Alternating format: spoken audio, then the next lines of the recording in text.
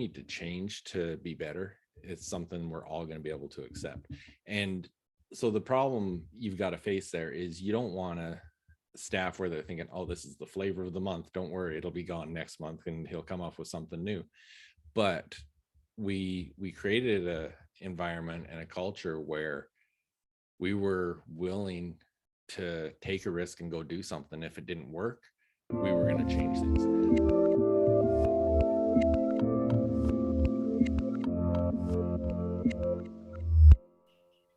Hey everyone, this is Devin Miller here with another episode of The Inventive Expert. I'm your host, Devin Miller, the serial entrepreneur that's grown several startups into 7- and 8-figure businesses, as well as the founder and CEO of Miller IP Law, where he helps startups and small businesses with their patents and trademarks. If you ever need help with yours, just go to strategymeeting.com, and we're always here to help. Now, today we have another great guest on the podcast, Jeff, and I'm going to say Heggie. Is that right? Heggie. Heggie. I was like, is it Heggie or Heggie? So Jeff Heggie.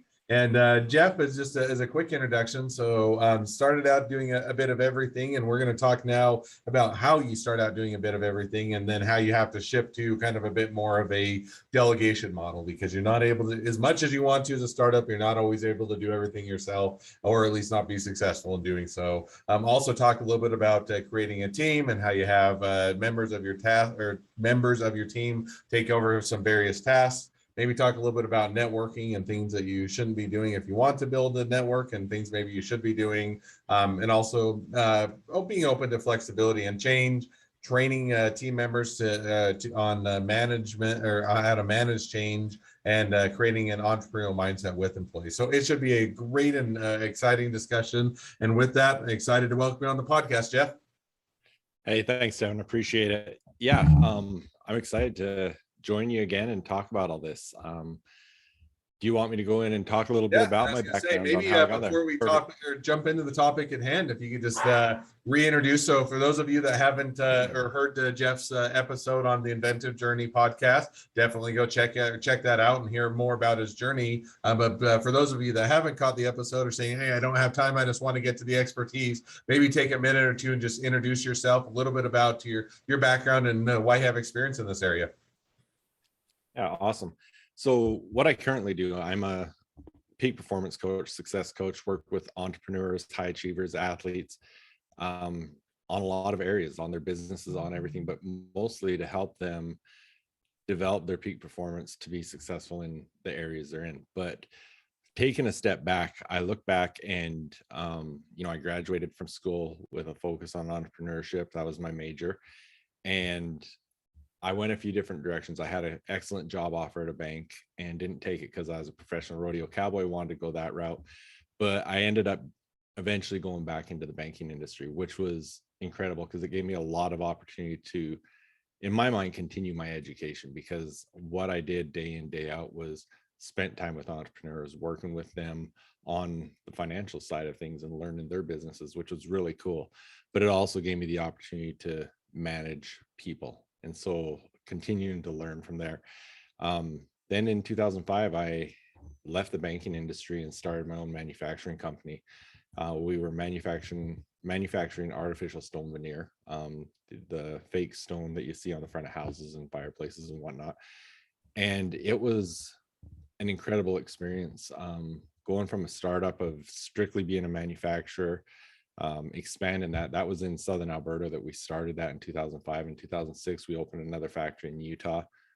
And you know what's happened in the real estate industry since 2005. We've had a number of up and downs. And so we had to pivot as a company a number of times and change directions, do different things. And so it's been a really incredible experience learning about entrepreneurship, about business, about leadership, all those things throughout that whole process.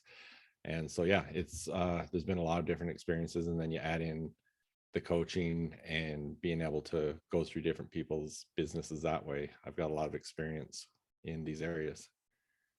Oh, that's a great introduction and great a lot of experience that I'm excited to discuss with you on. So with that, and without further ado, diving into a bit of the topic at hand. So one of the things that we talked about, which I think is difficult and for a lot of startups and small businesses, and I know it was certainly harder for me. I've gotten better at it, but I don't know that I'm awesome at it, which is the idea of delegation. So a lot of times when you start a startup or a small business, it may be you, maybe one or two key other individuals, founders, co-founders, but usually start out small. You're having to wear a lot of hats.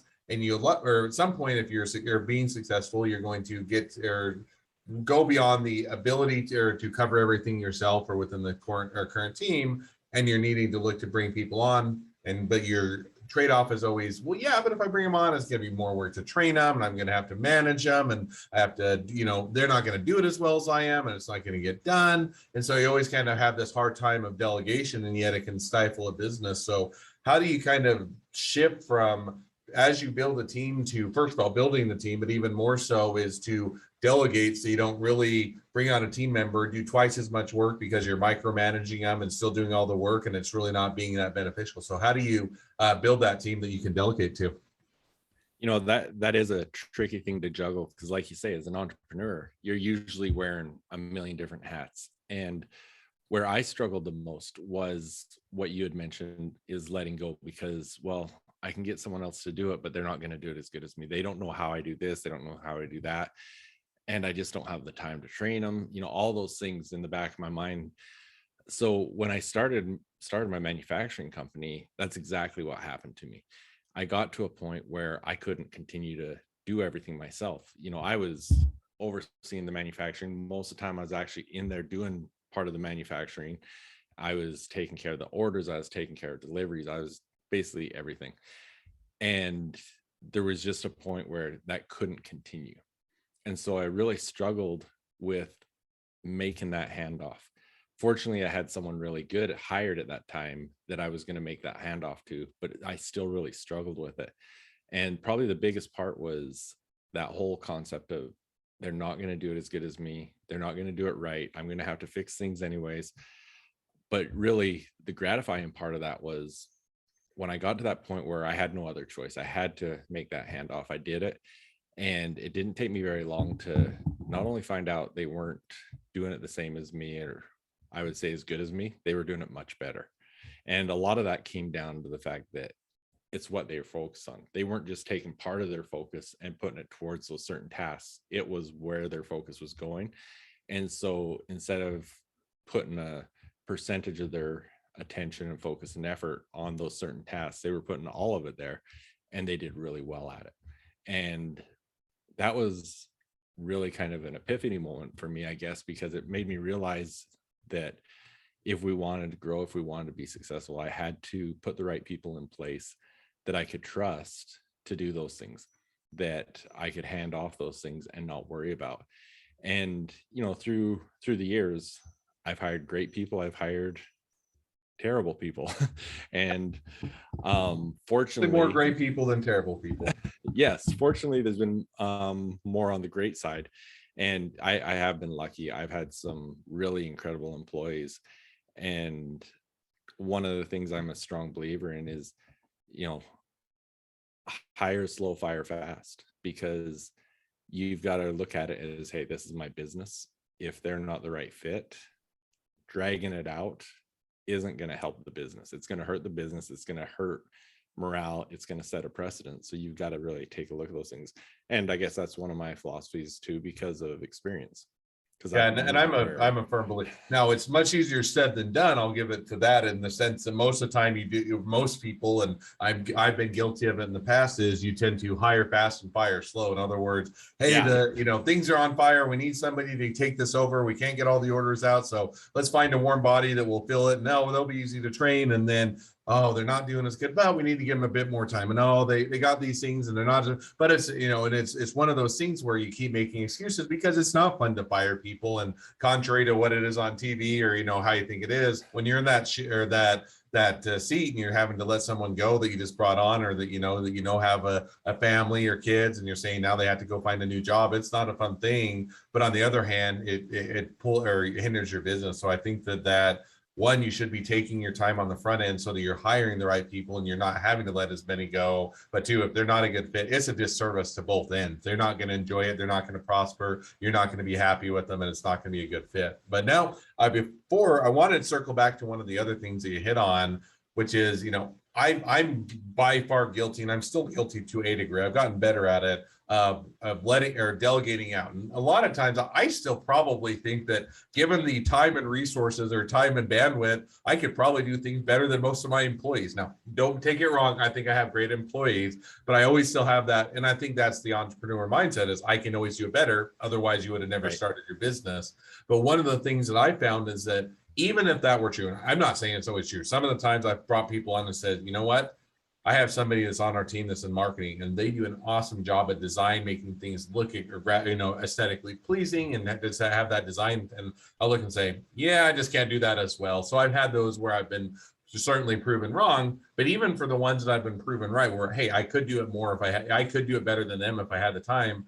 If they can do it or 80% as well as you, and it frees you up to your time to do the things that nobody else can do as well as you, whether it's sales or marketing or client relationships or building the business or having the vision or direction, you have to take that step back and say, even if they're not going to do it as well as me, they're still going to do it to a level that is good for the business and allows me to add more value to the business.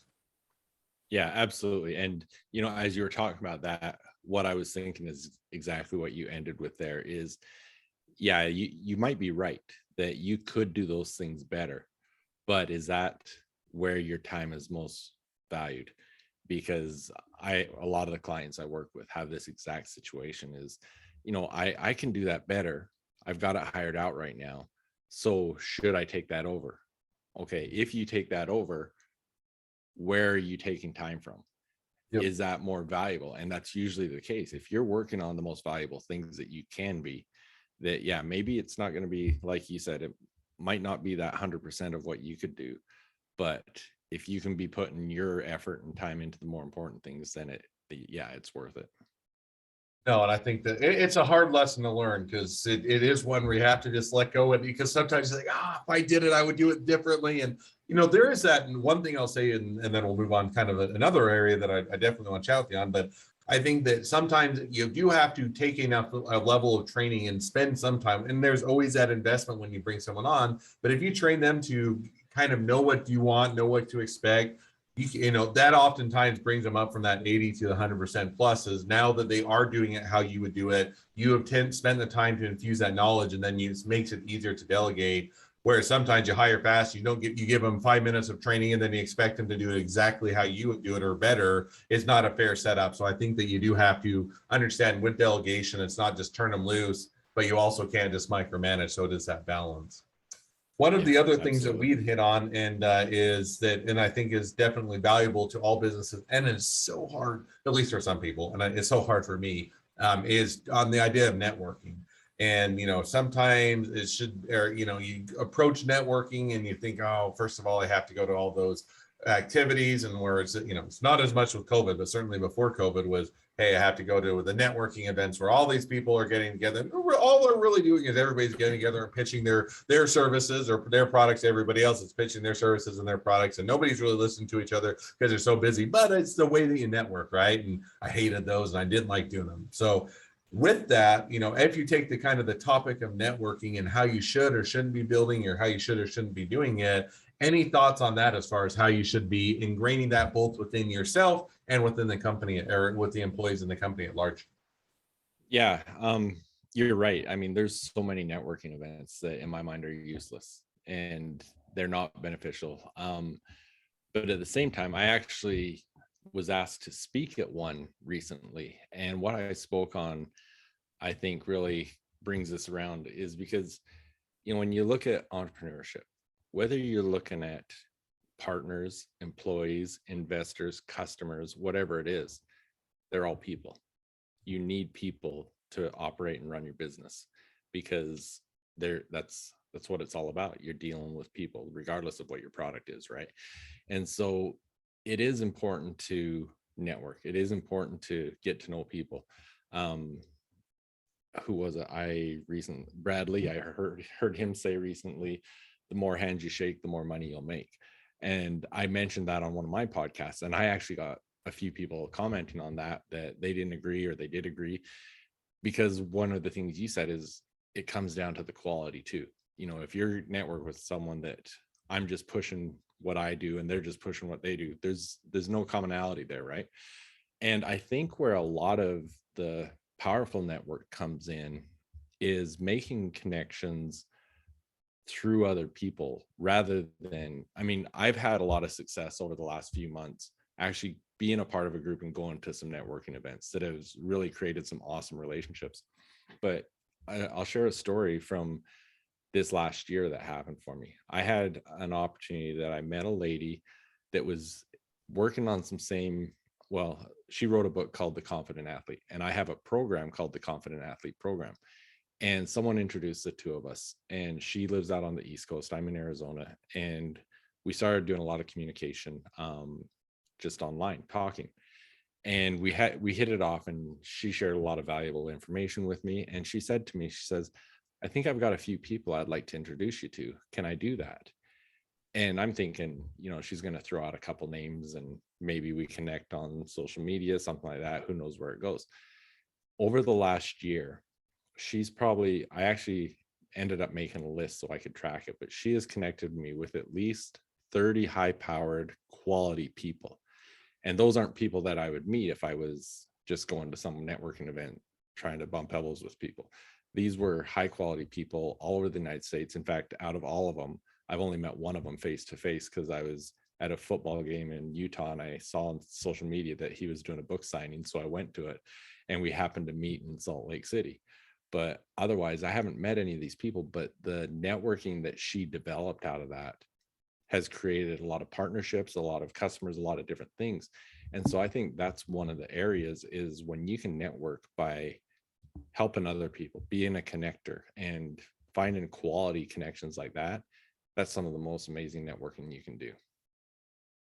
No, and I think that that's absolutely right. And I agree that, you do have to get out. You're not going to, if all you do is sit in your office, you're never going to network and you're never going to make those connections. And I think that one of the things, at least that I've learned, and right or wrong, and definitely would love to hear your feedback, but I think you have to be comfortable with the way you're networking. In other words, if you're getting out there and you do not like those big in-person events where you have hundreds of people there and you're trying to hold the plate along with the drink and talk with someone, and this is not what you enjoy, then find the ways that you enjoy. And that can be doing presentations. It can be doing webinars or getting online or joining Facebook groups. I don't know that it matters as much. Now, there are some that are more effective, but I think that first step of finding that network or how you enjoy it and what you enjoy doing is the best first step you can take of getting out there and doing something active to build your network. Maybe it's you get involved on LinkedIn and you put out great content, you have good conversations and you reach out to them. Whatever it is, I think that taking that first steps of shaking the hands, even if it's not in the conventional sense, is the best, or is the first step you should always take. Yeah, I agree with that because I was recently at one in Scottsdale, and it was an event that a friend of mine had organized and put on, and I'd gone there to support him and to do some networking. And when it was almost over, I was outside talking with him, and someone had come out and was complaining about that it was kind of a useless event. And I mean, this place was crowded, it was packed. And so we just talked to him about, why didn't you enjoy it? What was wrong with it? And he says, no one came and talked to me. No one. And we said, were you approaching people? What were you doing? He says, well, no, I just sat at my table, but no one came and sat down and talked to me. And so, yeah, there's a comfort level going to an event like that. How do you approach people? How do you start those conversations? So you're right. And for a lot of people, maybe that is a lot easier, making those connections and starting those conversations on LinkedIn or something like that, because that face-to-face is more difficult. But I think too, kind of going back to what you're mentioning before, I think the more quality of a network you can have is when you're not just looking to take, when you can start those conversations and looking for ways and opportunities to help someone. What can I give you? How can I serve you? Overall, I think the power of your networking is going to be a lot stronger. No, I think that that's absolutely right. And I think you hit on one of the things that I love as a mantra, and have part of why I love doing podcasts. One, I just get to hear a lot of cool stories. I get to learn a lot of things. But two, it's a way that I am comfortable talking with someone one-on-one, learning more about them. And it also provides value. It gives them more exposure, it expands their network. I'm assisting them in building their business. And so it's much more of that, hey, I'm providing value. And I'm not just saying, hey, come give me your business, but rather, hey, how can I help you? And how can I make the connections and learn more about you? So I think that finding that, whatever that way is, that is the benefit or that works for you, that you feel comfortable with, and then figuring out that way that is beneficial and be able to expand the networks and give to others. So I think that that is definitely some great areas of advice and expertise.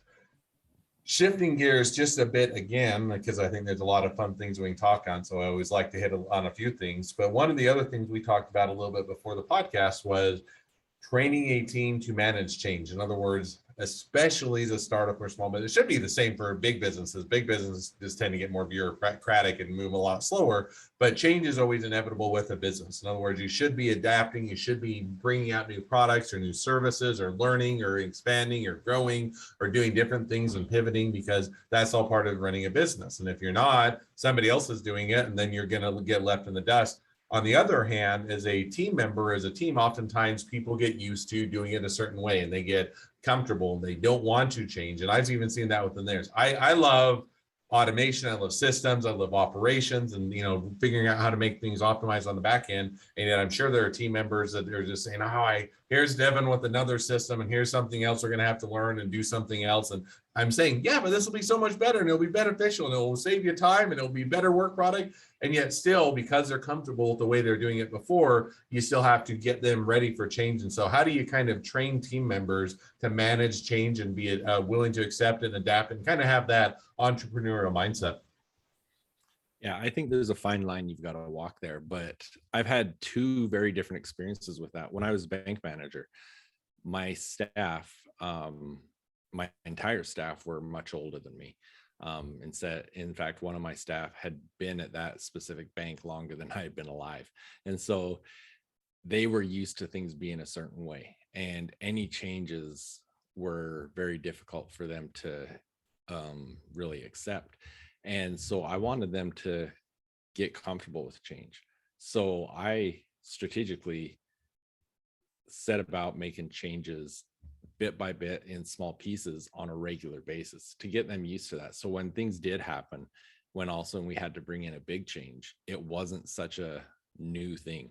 And it worked. It was still hard. Some of them, I think, will resist change forever. But then when I started my manufacturing company, it was something we wanted to be able to implement, that, yeah, if we need to change to be better, it's something we're all going to be able to accept. And so the problem you've got to face there is you don't want to staff where they're thinking, oh, this is the flavor of the month, don't worry, it'll be gone next month and he'll come up with something new. But we created a environment and a culture where we were willing to take a risk and go do something. If it didn't work, we were going to change things. An example was at one point we said, okay, maybe some of our manufacturing, we can be more successful if we get it manufactured white labeled by someone else. And we did some manufacturing in Vietnam and brought it in. And, we went all in. It was going to be a great thing. We had done our research. We felt really good about it. It turned out to be a disaster. And so we did it, and we're like, okay, no, it didn't work. So we're going to make the shift and change. We did that in a number of different areas. We were always trying to advance what we were doing and become better, but we were willing to step out of the box. And if it didn't work, go a different direction. And so rather than just kind of having the flavor of the month, we were getting everyone involved, saying, okay, what do you guys think of this? Do you think it's going to work? Should we do it? Is it worth the risk? Try it. If it didn't work, get together again and go a different direction. But they were definitely, and I think part of change too, a key thing you need to make sure you're including is communication. And I think as long as you're keeping open communication and keeping everyone involved on why you're doing it, how you're doing it, all those things, it makes the whole change process a lot easier. And one of the things you said was kind of creating that entrepreneurial mindset. And if you can, in my mind, if you can create a team of employees that has that entrepreneurial mindset, that they're taking their job as a business, whatever it is, but they're going to grow that part of their business, then you're going to have success. And I think that's when, if you get employees like that, they can accept change because they know they're trying to, whatever they're focused on, they're trying to be the best at it. And that does require change at times. Now I'll give it all one follow-up to that. It is harder than it sounds to find employees that I think are entrepreneurial, have an entrepreneurial mindset. You can get employees that are very talented, but are not entrepreneurial mindset. And I think it is two different skill sets. Now, if you can find them, they're worth their weight in gold, because then they are willing to accept their, that change. And they're not only accepting the change, they're proposing new ideas, and they're coming up with different ways, and they're providing those proposals. And then you're not always the one that has to figure out the new systems or come up with the ideas, because they're that, they're wanting to, or they see the vision and they're wanting to do it of their own volition. But I think you have to, one is, I like the idea of kind of incrementally easing people into it, or getting them used to change, or getting them used to understanding that they're doing that. And I think the other one is to explain why there is that change. In other words, if all it feels like is you're knee jerking around and you're always doing something different just for the fun of it, they're going to say, oh, I don't want to have to do this, I don't understand. But if you can say, no, here's the reason why we're doing this, here's the systems in place, here's why we think it's better, here's what the outcome's going to be, here's why it's beneficial to you and to the company. And then find those people that are entrepreneur mindset, find all that mixture of easing them into it, explaining them why, and then finding those that are already in it, or like, or geared towards that change. Then I think you have a recipe for success. Absolutely. Well, look, we can talk for a lot longer on all these episodes, but I do want to leave just a bit of time, because one thing that we are, and you're actually the first person we're introducing with as part of the podcast series. One thing that I'm excited about, which is you get to pitch your crazy idea. So as a setup for the listeners, just because it's the first time we've done it, is a crazy idea is something that, if you're anything like me, you have a whole bunch of ideas that always are exciting and fun, and you wish you could go and do, and yet one, either don't have the expertise, the time, the money, the bandwidth to ever pursue them, but you always kind of just wanted to go do them. And if you had the time and money, the bandwidth, you always would. And so it's always that kind of that crazy idea that sits out there you'll probably never pursue, but it's always fun to talk about. So what we're doing is adding that as a bonus section to the podcast. And so we'll wrap up the normal episode, but if you want to hear Jeff's crazy idea, definitely stay tuned, because it's a great one. So with that, before we jump to the crazy idea, and as we're wrapping up the expert episode, if people want to reach out to, they want to be a customer, they want to be a client, they want to be an investor, they want to be an employee, they want to be your next best friend, any or all of the above, what's the best way to reach out to you, contact you, find out more? For sure. Thank you. jeffheggie.com is my website. So it's jeffheggie.com. That's my website. My email is jeff@jeffheggie.com. But yeah, all of my programs, my trainings, everything are on there. Probably my two premier ones right now are the Confident Athlete program, which is jeffheggie.com/confident athlete, and my High Achievers Mindset Secrets program, which is mindset.jeffheggie.com. And of course, I've got 3 podcasts. Love you to check those out. And yeah, love you to reach out. And I guess the other part where I'm probably most active is Instagram. It's Jeff Heggie Coaching. All right. Well, definitely plenty of ways to reach out, connect, and definitely encourage people to do so. Well, we are doing the bonus, or the crazy idea question bonus section, but for all the listeners who are wrapping up and saying, "Hey, I've got to get back to work, and I've just finished up my run, and now I've got to get on with the rest of our day." Definitely appreciate you coming on the podcast, Jeff. It's been it's been a pleasure. And now, as listeners, if you can make sure to click subscribe, make sure to leave us a review and share the podcast. I know that's a lot of things, but it will really help us out, because we want to make sure that we're helping as many startups and small businesses to gain the expertise and the knowledge that they can be successful. And on that note, if you ever need help with your patents, your trademarks, or anything else, definitely feel free to reach out to us at Miller IP Law, and we're always here to help. Just go to strategymeeting.com. So now with that, now as we wrapped up the expertise episode, I'm excited, because this is kind of a new thing that I'm really excited, because it's just kind of a time where you can pitch out that one idea that you've always had, that's a crazy idea that's always out there that you wanted to pursue but maybe haven't had the bandwidth. So with that, I'll turn it over to you. What is your crazy idea? Give us that couple sentences description, and we'll chat about it. Sure, you bet. Devin, I'm like you. Those ideas are kind of nonstop going through my head, but when you asked me this, I'd actually, as I mentioned earlier, I used to rodeo professionally, and I had just come from a rodeo, watching my brother participate in. And so the idea that I had is, as a rodeo cowboy, whether you're in a timed event or a rough stock event, when you get your draw and you know what animal you have in that rodeo, probably one of the things that the fans don't know is the cowboys know all these animals, and when they get their draw, that animal is going to do the same thing it did at the last rodeo, at the rodeo before, at the rodeo before. So what we do as cowboys is, say for example, I'm in the steer wrestling, we get to a rodeo and we know whose stock is there, and we'll say, okay, I drew steer number 23. What did it do last time? Oh, I've never seen this steer go. I don't know what he's going to do. So I'm asking the other cowboys. They'll say, oh, last time it stopped, or it ran hard, or it ran left, or something like that. Well, my idea is that cowboys need to jump into the current times and get an app for this. We need an app that, on a subscription basis, that you can enter, okay, this is so-and-so's stock at this rodeo, these are the animals, and this is what it did. And this is one thing, cowboys share all this information. They don't try to hold it secret. And so it would be a shared app that people go in and say, I had steer number 23, it ran hard, it went to the left, and then it stopped hard. Well, the next person that draws that steer, he looks at it, he knows what it's going to do, and that helps him in that rodeo, and then he can put his comments in and continue on that way. So there's my crazy idea. Hey, I like the crazy idea. I think it makes sense. Now, I'll tell you where I think you can even go one step further, which is, first of all, I don't know that it's only for bulls or for animals, and I thought would be cool. Right. You can expand this to a lot of areas. In other words, let's say you're a football player and you have a quarterback that always has these tendencies when you play against them, whether it's professional, high school, or college, or anything else.